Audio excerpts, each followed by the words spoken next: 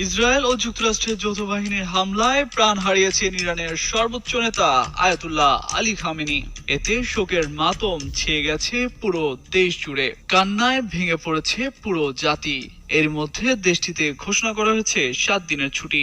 একই সাথে 40 দিনের রাষ্ট্রীয় শোক ঘোষণা করেছে দেশটির সরকার। ইসরায়েল ও যুক্তরাষ্ট্রের যৌথ হামলায় ইরানের সর্বোচ্চ নেতা আয়াতুল্লাহ আলী খামেনির মৃত্যুর তথ্য নিশ্চিত করেছে দেশটির তাসনিম ও ফার্স নিউজ এজেন্সি।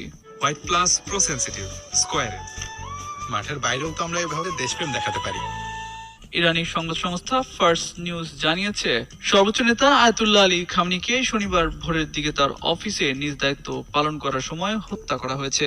যৌথ এই হামলায় ইরানের সর্বোচ্চ নেতা আয়াতুল্লাহ আলী খামেনির মেয়ে, জামাতা ও নাতি বিমান হামলায় নিহত হয়েছেন। রোববার ইরানি সংবাদ মাধ্যম ফার্স সংবাদ সংস্থার বরাতে আল জাজিরা এ তথ্য